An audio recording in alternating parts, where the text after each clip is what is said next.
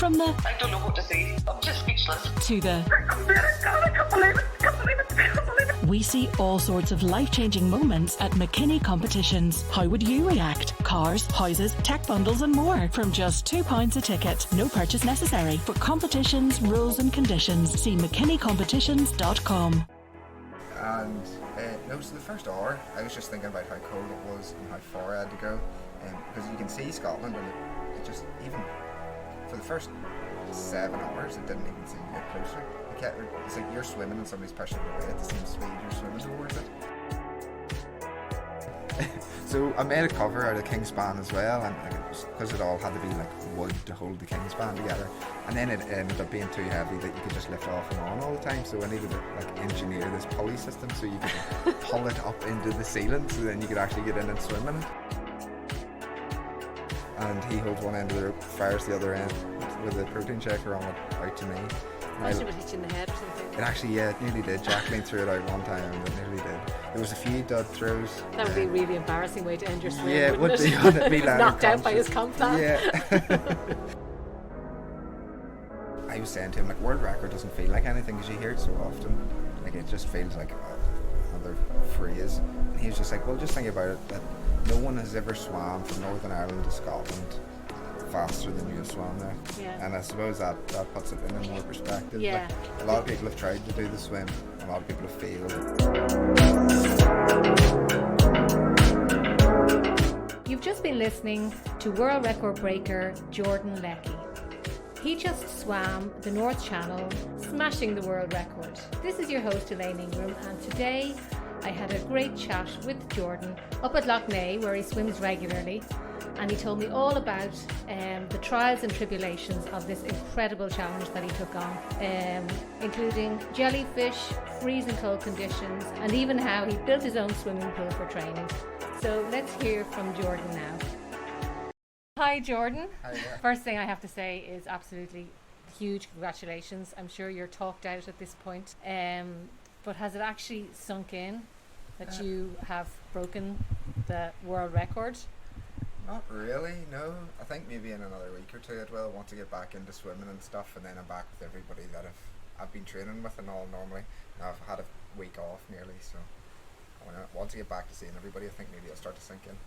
So yeah, just tell everybody now what it is that you've done. You swam from Donaghadee to Scotland. Port Patrick. Yeah, Port Patrick in Scotland. Now this is the North Channel. Yeah. And it's been done before, but you did it in 9.5 hours. 9 hours, 9 minutes. Or sorry, 9 30 hours, seconds. 9 minutes and 30 seconds. Yeah. I was getting confused there because the previous record was just over 9.5 hours. So not only did you like break the record, you completely like smashed it. Yeah, well, suppose. Yeah, Suppose you I could mean say that's like that's like 25 minutes difference. Yeah, 25 minutes. Yeah. And I'm going to get into that in a bit, all of that in a bit. But just to ask you, were you aware that you weren't actually, I know you weren't actually even going for the record, you just wanted to do the swim. Yeah, I just wanted to swim, and then whenever I was doing the swim, nobody even told me I was anywhere near it. I thought I was a mile off the record, to be honest. I'd never even thought about the record because I thought I was that far away from it, so no idea at all. So it was near, you were probably about a kilometre or so out, I believe, when they decided to spur you on. And Yeah, they although you spurred probably me didn't on. even need to be spurred on at that stage, like you Oh, were it flying did. it. Well, I was tired at that point, so Yeah. I sort of did need spurred on, but I didn't even know why they were spurring me on. I just thought that they were excited that I was near finished. Yeah. So I just kept swimming. Well, I suppose I want to go back to the start. What age are you, Jordan? I'm 29 now. And how long have you been swimming? Probably since I was about 4. Right. That's whenever I started going to lessons and stuff like that there in Portadown. So you were just a regular kid who, were you always into sport? As far as I can remember, yeah, I've always played rugby and swam and played football, just done everything that I possibly could do to be outside. And then how did you get into the did you just take like a duck to water, as they say? Yeah. To use a cliche, but yeah. Whenever I was in swimming lessons, Portadown Club, I swam in Portadown. They were like, yeah, come on into the club, and went into the club then, and I moved to Lurgan whenever I really started to get into my swimming. I moved to Lurgan whenever I was about 10, and that's whenever it really all started to kick off for me in pool swimming. And do you credit this to the type of structures that you had, or was it just in you, do you think? I think it's always a bit of both. Like, you could have all of the natural talent in the world, but if you're not like honed properly, like, you're not really going to go anywhere. But then, like, hard work beats talent every day, you know. So I definitely, my coach is like Dorothy. She's still my coach now. She was my coach whenever I moved to Lurgan, whenever I was 10, and she's still my coach now. So that's 19 years of coaching me. Like, she knows how to get the best out of me. So you were just, I suppose when you were that age, you were just involved in, you know, regular galas and things like that. So did you always excel in that, in those? Yeah, so I was, whenever I was younger, like whenever I was 10, 11, 12, I was never like number one. But I just always I just like training hard whenever I got in. I just trained as hard as I could. And then whenever I got older, 13, 14, I started winning a lot of my competitions. And then 14, 15, that's whenever I started moving up into, like, I was in like the Ulster squad and like the Irish squad and stuff like that there. And I was winning like Division 1s. Division 1s is like the Irish Nationals. Well, it is the Irish Nationals. And so I'd be winning like my age groups whenever I was like 15, 16, 17. So. And do you think, you know, were you, like, because swimming is very much an individual sport. I mean, I know you're in team stuff as well. There's obviously teams and relays and all that sort of thing. But when you were a kid, were you just naturally competitive, or were you competitive against yourself, or were you looking to win medals, or was it just to improve yourself? What was the main motivation there when you were young? I've never been like... Well, not when you're young, you're still young, but I mean very young. I've never been interested in like the accolades and stuff that go with anything. I'd prefer to go out and do a PB than go out and win So something. it is against yourself? It's always against myself. Like, Yeah. I'd never be competitive with like an individual, or like see somebody as like a rival, because I don't mind. They can beat me every day of the week as long as I'm improving myself. That's all that really matters.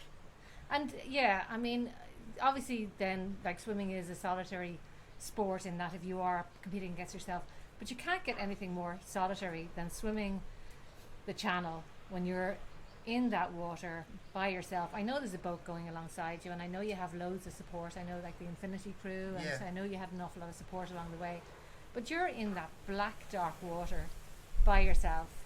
I mean, how does that feel? At the start, it was scary.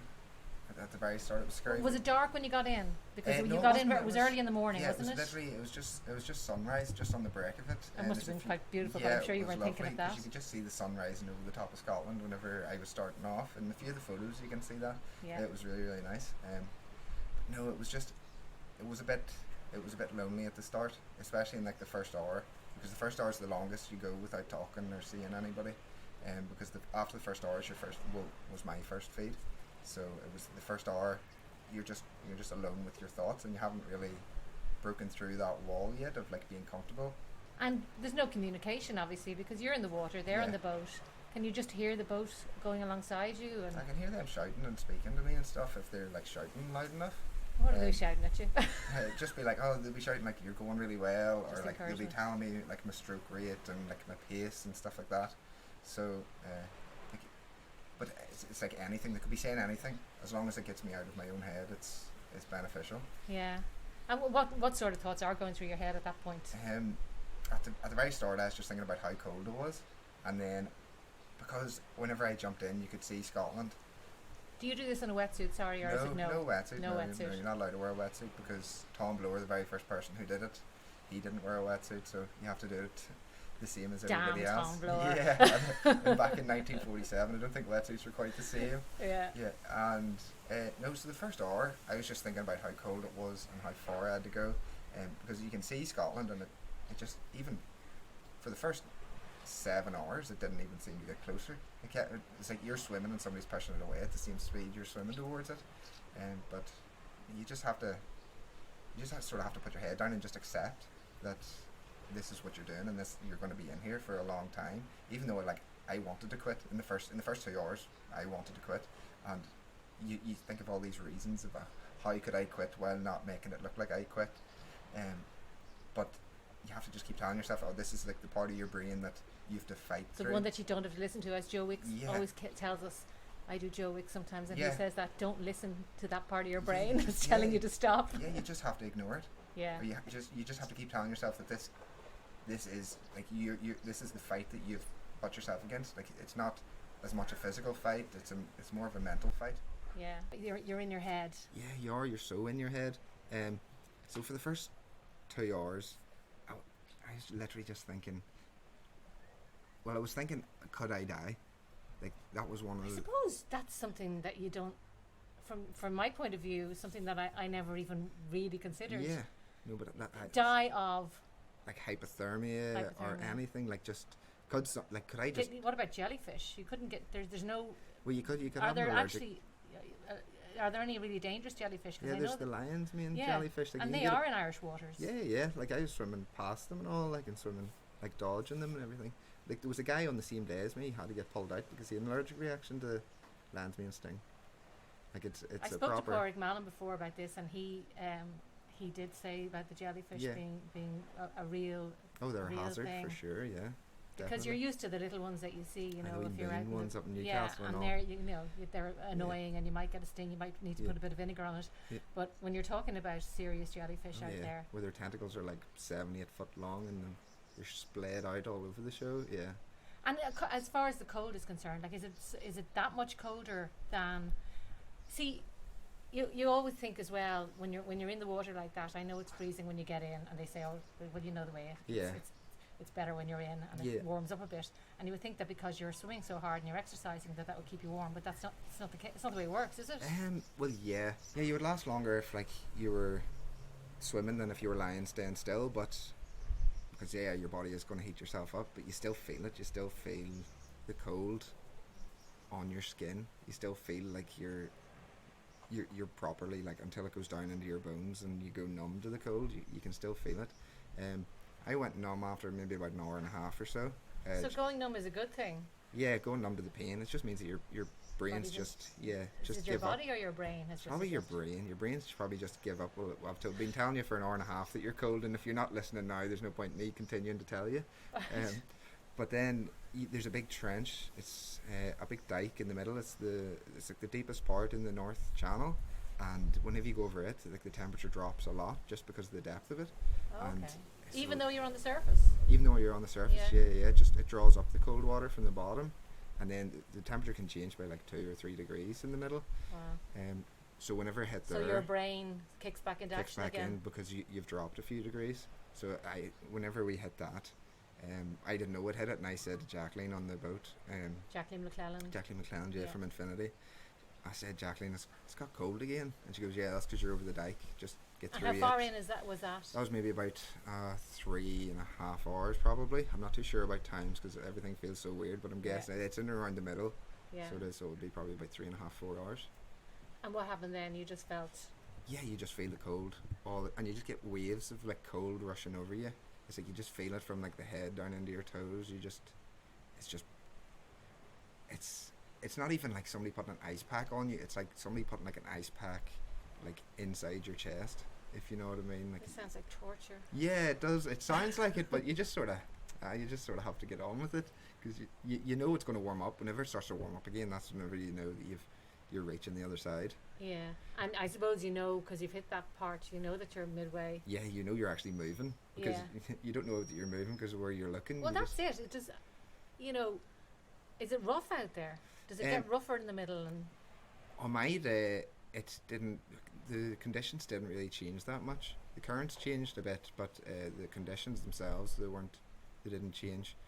It can get really rough out there, but luckily I had very low winds, so that meant there wasn't that much being kicked up.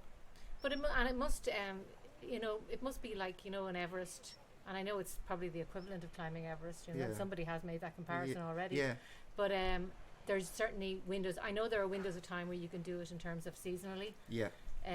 But there must also be windows of time Oh, during the with- day. for Yeah. the weather Yeah. and conditions. I mean, everything must have to just fall into place for you to be able to do that swim. Yeah, it definitely does because everything can change so quickly up in the North Channel. They do have it's sort of like a timetable that you have to adhere to. Like Yeah. if you haven't made it so far within a certain amount of time, the tide's going to change, which means you're going to be in the same spot for like 4 hours. And if you can't withstand swimming for 4 hours without making any progress and then having to start to swim your swim again, like they end up just pulling people out if they haven't made it far enough in the amount of time. Right. if they need So it. it is like it's very much like Oh, yeah, Everest exactly. in terms of stuff like that. Yeah. And but what about the fitness itself? I mean, you're swimming. Are Yeah. you doing different strokes? Are you? No, just front crawl. It's front crawl the whole time. way. Yeah. Is that a requirement? No, you could do it. You can do butterfly. whatever you Sure, want. There was a you guy. could float, but you wouldn't get very you far if you wouldn't were get very floating. far, yeah. There was the guy who swam the English Channel all butterfly maybe a few weeks ago, a month ago. Wow. Took him like 16 hours to do the whole English Channel, just butterfly.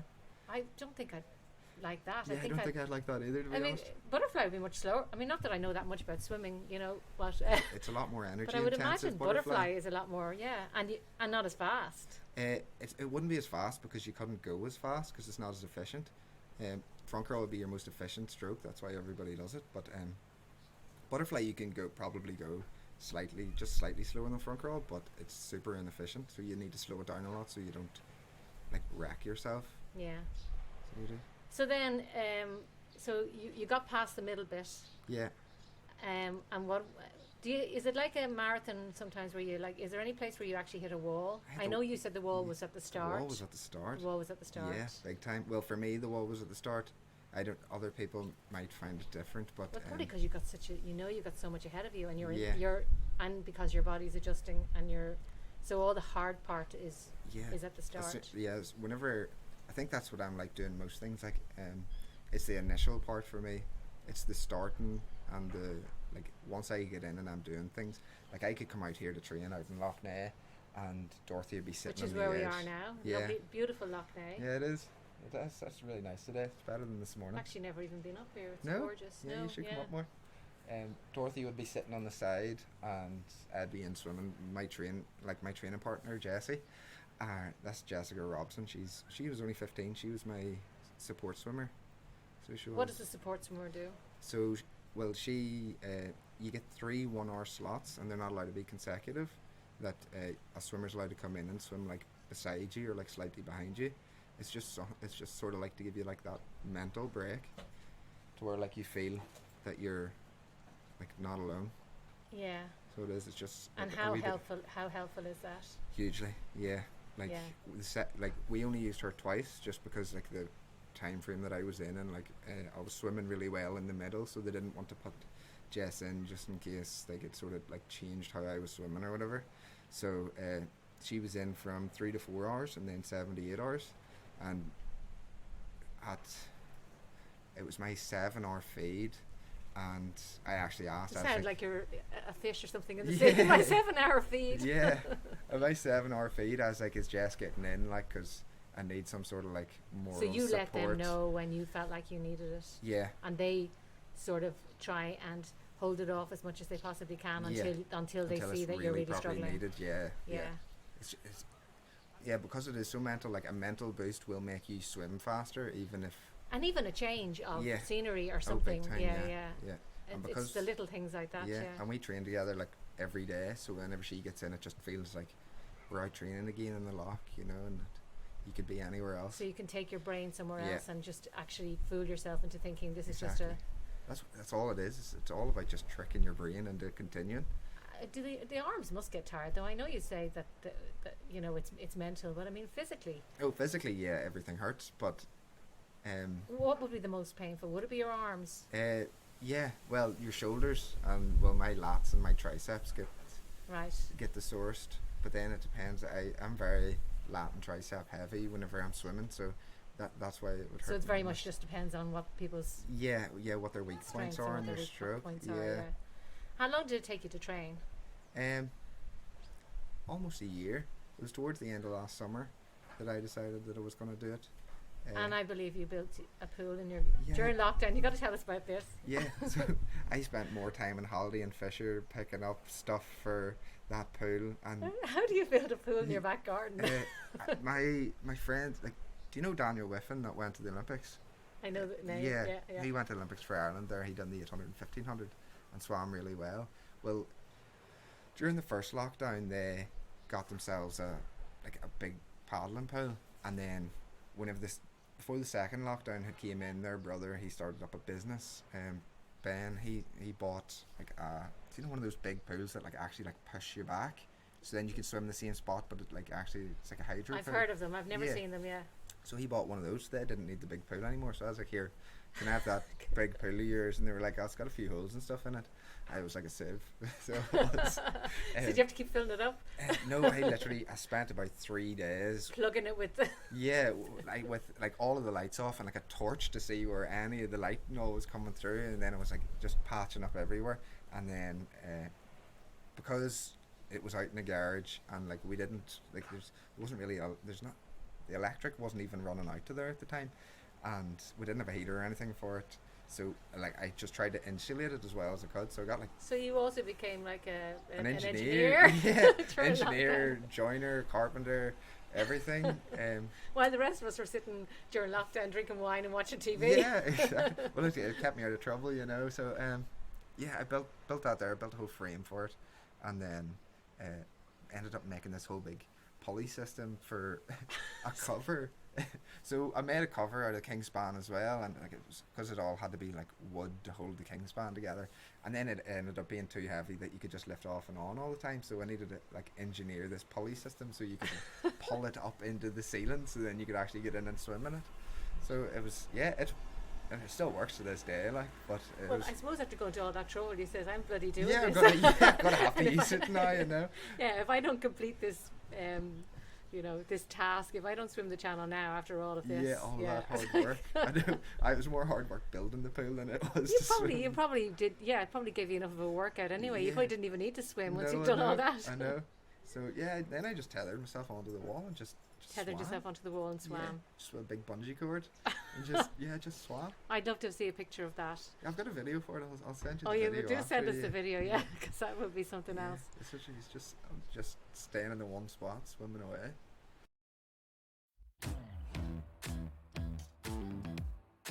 Get ready to shake up summer with the Get Active ABC Sunshine Fill programme for kids and families. Get set for land-based adventure at our summer schemes, or why not get adventurous and maybe get wet at our Splashtastic Water Sports Summer programme. There are so many things to do, and all we need is you. See getactiveabc.com/summer for all the details.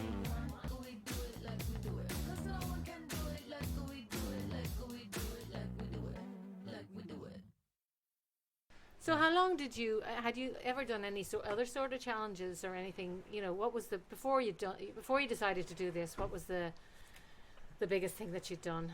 Well, literally the reason I did it was because the year before 2019-2020 season, I was doing the Global Swim Series. Yeah. It's a big swim series. It's literally all over the world. It's these Canadian guys, they started it, and like there's a lot of swims in Ireland and New Zealand. Like literally every country would have a swim or so, and it's accumulation of points. So whoever has the most points at the end of the season, they win their category. So there's wetsuit category, and then there's skins category, and then men and women in both of those. So I won the men's wetsuit category. Yeah. I had like 20 swims that year, and I had nearly 2,000 points. Like I had the highest accumulation of points that anybody's ever had in the Really? Global Swim Series. Yeah. This is another record. Yeah, well, yeah, Global Swim Series record, yeah. They sent me out like this here, like photo, this here, like canvas and all for winning. It was a really good experience spending the whole year doing all those races because you meet so many people. And there's people from all over the world, so you know that you're really up against the best of the best. Exactly, yeah. It's not like you're just in Ireland or Yeah, I know. There was this Canadian guy, Nick. He came second, and me and him, we were battling it out for ages. He came over to Ireland and all, and swam over here, and we actually ended up meeting each other in Morocco at a swim in Morocco and all too. Oh, brilliant! Yeah, it was really good, and like me and him became good friends from it. It's definitely it's strange. Swimming brings people together. So I suppose it's like anything when people have a shared interest. Yeah. And you find people that have the same interests as you do, and you make friends that way. Yeah. It's brilliant. It Yeah. is. And the open water community's been so friendly. Yeah, you say you've had who has been supporting you? What are you're part of a group here? What are they the called Lough again? Neagh Monster Dunkers. The Lough Neagh. That's a great name, isn't Yeah. Yeah, they come down here. Well, there'd be people from the group down here every day, but they mainly meet on Saturdays and Sundays. And Dorothy, my coach, she would be one of the founders of it, and Chris Judge, another guy who was on my boat, he swam the channel before, and he's sort of like was my inspiration to, like, why not? I should try and give the channel a go. Yeah. And no, they've been great, because literally, if I've never been in need of like a training partner, because you don't want to go out here and be swimming on your own. It's probably dangerous to go out and swim on your own. yeah, I'd say they always recommend that you have somebody with you when you're 100%. swimming. I'd never come and swim, never ever come and swim on your own. So they would always support me that way, and well, they got Jess in to train with me as well, which was really good. Yeah. I was in need of a bit of speed. Right. She's fast, so she's okay, really fast. so a bit of competition then. Yeah. So you're not really always just competing against yourself. Oh no, but yeah, well yeah, I know. Well, you can't let Jess beat you. You can't get a girl beat you. No, it's not that she's a girl. It's I'm just because she joking. won't let me live it down if she does. Yeah. So and then so you swim here every day, and yeah, you said that when I was coming up to meet you today, you said you were swimming this morning. Yeah, well, I wasn't swimming because my wrist is still sore. But I was just going to say, have you not given yourself a little rest even? Yeah, no, but I was just I missed the water. I hadn't been in 6 days, so I had to get back in. The whole family were down too. They all get in as well. Are they all swimmers? My brother, he used to swim, but he's more on the teaching side of it now. He's down in the orchard. He's swim coordinator down there. And with my dad and my mum, like, they just get in and dunk and stuff. Yeah. So they just like the whole cold water stuff. God. And then Dorothy was down this morning too, so I had to come down and see her. I hadn't seen her since Monday either. Right. So I hadn't. So. And you're a lifeguard yourself. Yeah, I'm a lifeguard out in South Lakes. So it's just all about the water for you. It's all about the water. Yeah. I always tell people I do the lifeguarding because it's easy, because it's easy with like where I'm like I can train all the time and like I'm already at work, so like I can just jump in the pool. And then they're really good. They're so good about like letting me out to train, or they're letting me off to go to competitions and stuff. But like being a lifeguard, so like just being near the water all the time, I think like you just get drawn to the stuff that you really want to be with, Yeah. So I always want to be with the water. So I think that's my job, Even though I've got a degree and all. What have you got a degree in? Zoology. In zoology? I thought it was going to be engineering. No, given the way you wish. now know how to build Yeah. anything anybody wants. Yeah, beyond like some 6-figure salary somewhere. If I was an engineer, it wouldn't be swimming the channel. No, zoology. So no real interest unless I got like some sort of marine biology gig somewhere. But if anybody's listening out there, who in any of the fisheries around that doesn't mind me swimming in their lakes. Yeah. So back to the swim then. Yeah, you were talking about you were being fed. Yeah. So I believe it was Complan. Yeah, Complan. Yeah. Which sounds disgusting. It's not as bad as you think. It's a bit. See. How do they? You talk us through this. Yeah. How do they manage this? So you start off. You get a protein shaker. I used a protein shaker that's just like a standard protein shaker, but it has a wee compartment in the bottom that you can store, like dried stuff. Yeah, the in. dry stuff in it. Yeah. And my dad puts like boiling hot water into the protein shaker, and then he pours the sachets of Complan in. But like we have to make them like really thick, because if there's too much water, then I have to spend too much time trying to drink it, and so we're making it really, really thick. So we're probably using like half, if even that, there of like how much water that you're meant to be using. Even? Yeah, it was chocolate. Chocolate, yeah. Okay. I had chocolate and strawberry, but I would always recommend the chocolate. The strawberry's not the nicest. It just sort of. Well, there you go. There's go down another tip for anybody listening who likes Complan. Yeah. Well, I'm sure you never want to look at Complan again for the rest of your life. Unless I'm in the water, I'll stay away from the Complan. But how do they actually feed it to you? Oh yeah, so it's in the protein shaker, and the dad literally just ties a rope around it, and he holds one end of the rope, fires the other end with the protein shaker on it out to me. Imagine it would hit you in the head or something. It actually, it nearly did. Jacqueline threw it out one time, and it nearly did. There was a few dud throws. That would be a really embarrassing way to end your swim, yeah, it would wouldn't be. it? Wouldn't it be knocked out by his Complan. Yeah. Yeah, there was a few dud throws. One of the ones it was threw out, because it's not always just Complan. Complan, if you take too much of it, it'll end up making you like feel like sick and stuff. So some of the times it just took hot tea and lots of sugar, and then other times it took hot Coke, like hot flat, full sugar Coke. And the tea is probably the nicest experience. Right. But to be honest, as long as it's hot, you're just craving anything that's hot. Yeah, and you probably can't even taste it. It's just something hot. Yeah, you can feel the texture of the Complan though, because even though it's a liquid, like it's proper. So he throws it out to you, and you're swimming along. Yeah. So you're then become you're swimming with one arm. No, I just lay on my back. Oh, so So you I lie did- on your back yeah, and float and yeah. drink your. Because if you're on your front, you end up like dipping the end Yeah, of so it you'll into end the up water end and up all. in the Yeah, water. I know. Yeah, yeah, that yeah. happened a few times too. Right. And then you don't realise until you go to take a sip, and then you realise that you're just drinking seawater. Oh God. So you don't. That Yeah. happened. That must be another thing. Seawater. Yeah, You have to be swallowing some seawater. yeah. Now that must be. That couldn't be good. No, I couldn't see it being very good for you either. Yeah, but it couldn't be. Does it oh, make your the mouth? Yeah, your mouth? yeah, Do you yeah. get My whole sores or mouth. anything? Yeah, my whole tongue, both sides, the whole length of my tongue were just, like literally had just like fell off. Really? So it was literally they were just all red, and then the next day they all scabbed over and stuff, and it was That's from the seawater. from the salt water. Yeah, From the salt water. yeah, Yeah, because I can just imagine. I mean, I know just from going for a dip in the sea. yeah. No, it just leaves your mouth like Yeah. really bad. So for 9 hours, just over 9 hours, I actually can't even get my head really around the whole length of time. All right. Thanks, thank you. See, you're famous Yeah, from these council parts. workers though. Oh yeah. I sort of felt like, do you remember Ross Edgley swam around Great Britain? Yeah. Like his tongue was actually like bits of his tongue were falling off.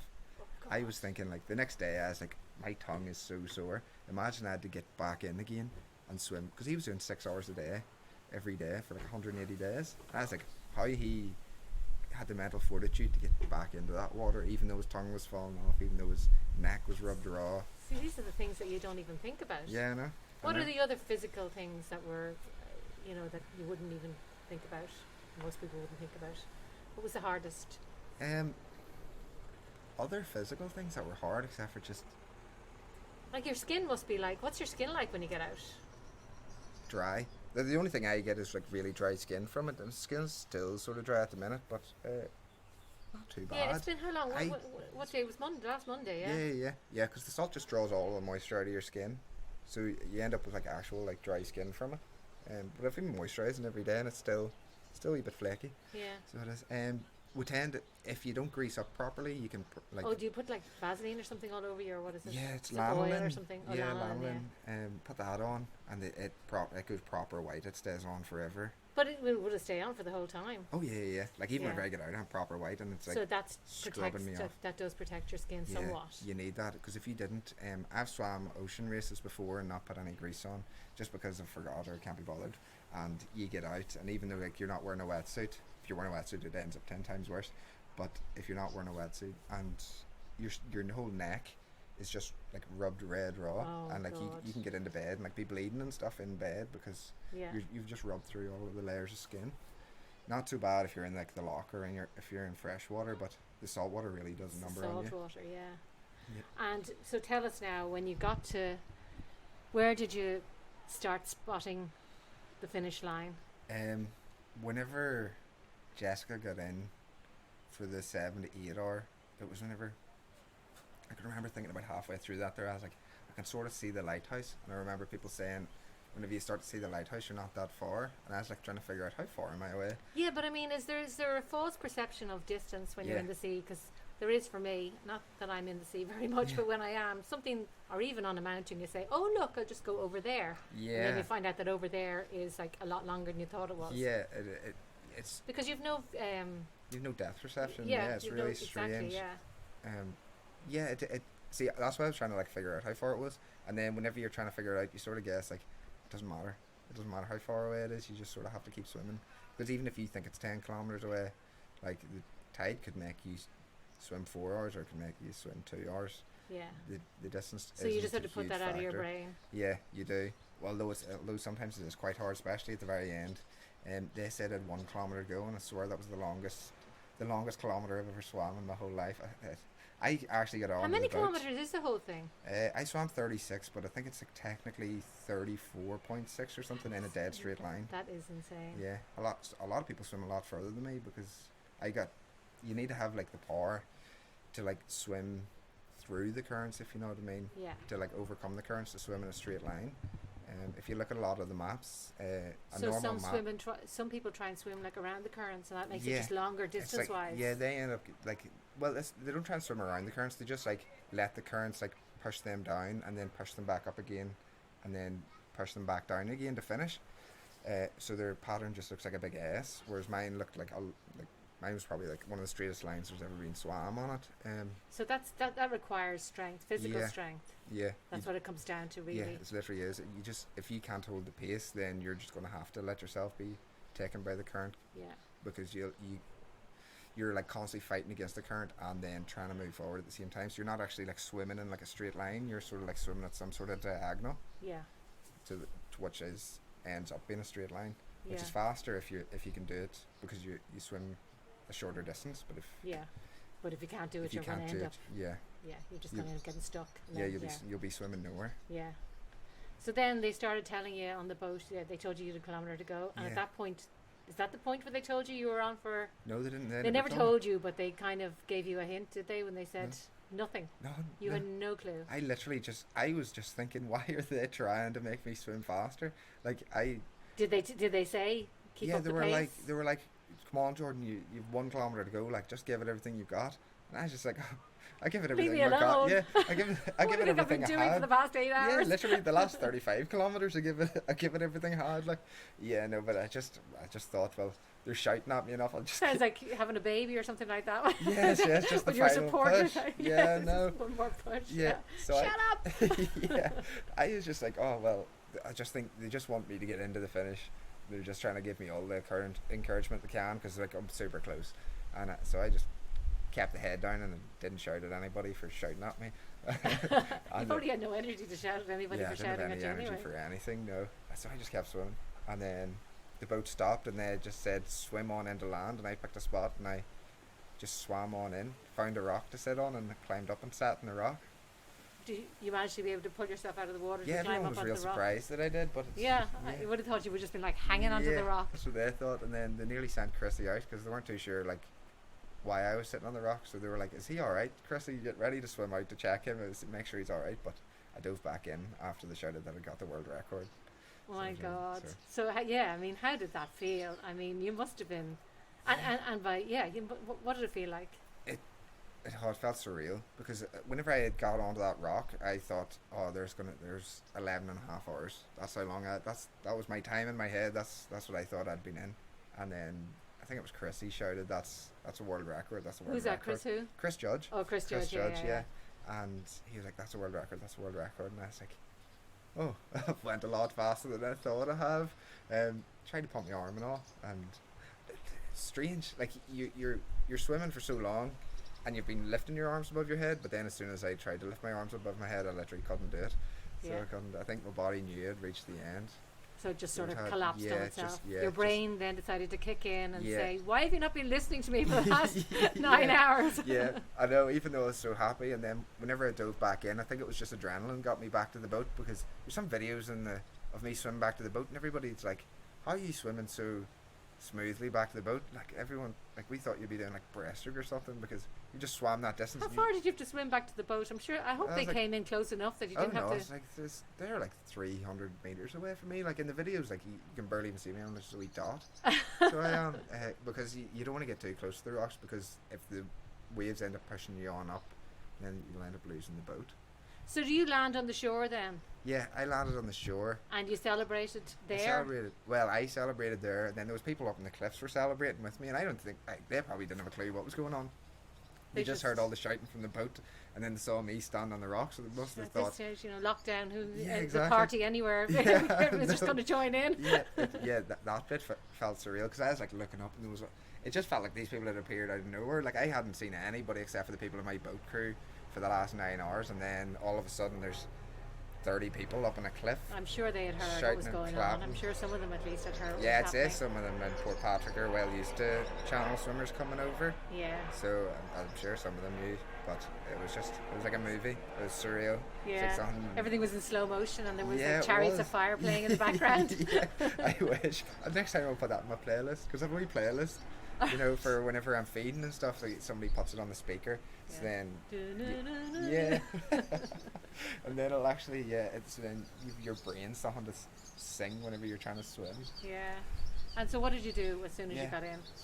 I swam back, and then everybody else jumped into the water with me, and Yeah. then I was just like, oh, just let me back in the boat. I'm so cold.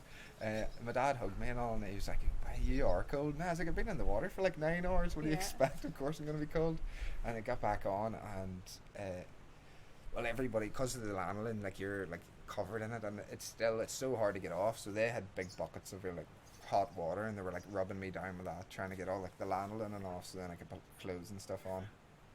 I was sitting there wrapped in a towel. They were like trying to rub the lanolin off me, and I was just sitting eating jam sandwiches. Jam sandwiches, I heard about this. Literally, so I was just sitting in my towel getting rubbed down, eating jam sandwiches because I was And still the pint of Guinness? the pint of Guinness, it came a wee bit after that. There Yeah, wasn't because that was when you landed. Because you had to go all the way back again then, yeah? Yeah, I did. I had to go back to Bangor, but no, there was a pint of Guinness sitting waiting for me on the boat. Like, Oh, was there? yeah, Oh, there lovely. was. Yeah, because on the way out, Chris Judge, he had this here cool bag, right? And it was really heavy, and I was like, oh, he's brought lunch for everybody, right? And he went into the marina to go to the toilet before like we got onto the boat, and I looked at his cool bag, and there was a big puddle of water underneath it. I was like, oh no, he's left his water bottle open or something in it. And I opened it up, and it was just full of ice and Guinness. So it was, I was like, Imagine if they drank all the Guinness and didn't even literally, leave you one didn't for even you. leave one for me. No, they did. They waited until I got back before they had a few drinks. So Yeah, they did. yeah, yeah. But I genuinely, I thought he had brought lunch for everybody, and it just turned out he had just brought Guinness. So he had his priorities right, I suppose. Yeah. Yeah, I don't need the food. Well, I they just must have bring been the Guinness. confident Yeah, they must have been confident. Yeah, So they must have. that Yeah, you were because going to do it. yeah, you wouldn't Yeah. want to crack open a Guinness for the failure, like. Well, I suppose you could. Well, You drown know, your sorrows, yeah, or like, exactly. yeah, celebrate or drown your sorrows Yeah, is one or yeah, the yeah. other. So it was. So, and you've been. So then you had to go back on the boat, yeah. Went back. We're heading back to How Bangor. long did it take to get back? To be honest, I have no idea. I suppose you're just don't- going back as fast as you can on the boat. Yeah, yeah. We because- saw this big pod of dolphins and stuff on the way back too. yeah. Yeah, literally there was about 8 or 9 dolphins, and they were all, because I don't know, the dolphins just love playing. So whenever like we were driving through, they go and like jump out through the wake and stuff of the boat and everything, and like they were as close to us as like maybe like 10-15 feet away from the that's side of the amazing. boat, jumping and all. There's some really That really must have good felt videos. like a serendipitous or something. Yeah, it must it have felt was. like Yeah, it was like they were congratulating me, like Yeah. they watched me or something going along, and yeah, they were like, "Oh, well done, kid, you did okay." yeah. Even though they could do that there, probably an hour or two. They were like, "Oh, we'll appreciate your effort." Yeah. So, what now, Jordan? Are you just gonna? I know you're not chilling out because you're Already back. already back swimming. Yeah. You're, Well, back dunking at the minute. We'll get to swimming maybe next week at some point, like Yeah. proper swimming. The wrist is still really sore, but we're talking about the next thing as a whole big team. I think everybody's still sort of run on a high now. yeah. So, Dorothy, I was talking to Dorothy the other day, and she was just like, let everything settle before like you make any decisions really on what you're gonna do, yeah. because you don't want to end up making like the wrong decision for yourself, you know, because she says if you end up biting off more than you can chew too soon, you just want to be careful of like how you're gonna like find it if you feel something or something like that there, because you don't want to feel like you haven't accomplished stuff. Yeah, and know. you want to take the bask in the glory of Yeah, this now. yeah. I mean, you know, it's probably only starting to hit you now what you've Yeah, it actually is, done. yeah. You know, Chris Judge, he said to me, like, because I was saying to him, like, world record doesn't feel like anything because you hear it so often. Like, it just feels like another phrase.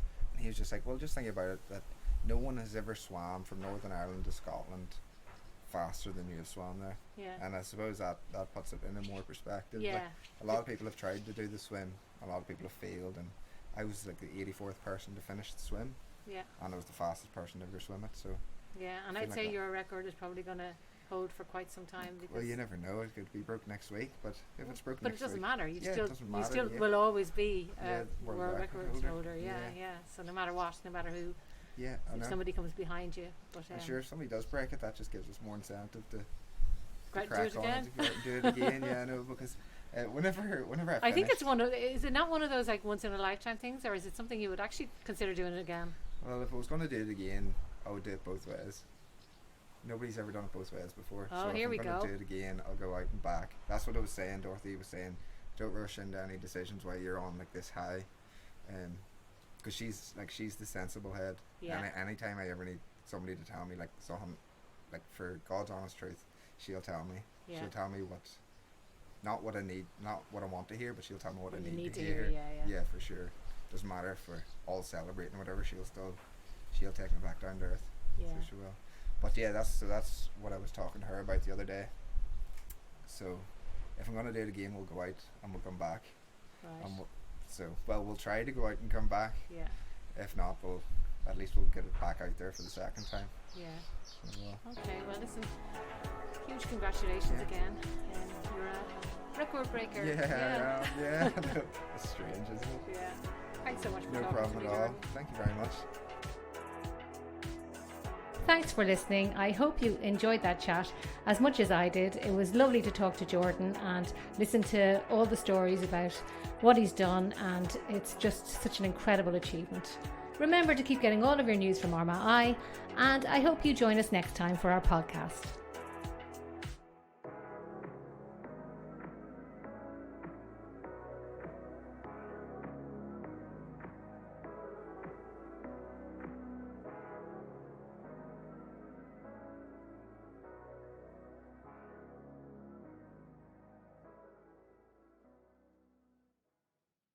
From the I don't know what to say. I'm just speechless. to the, I can't believe it. I can't believe it. we see all sorts of life-changing moments at McKinney Competitions. How would you react? Cars, houses, tech bundles and more from just £2 a ticket. No purchase necessary. For competitions, rules and conditions, see mckinneycompetitions.com.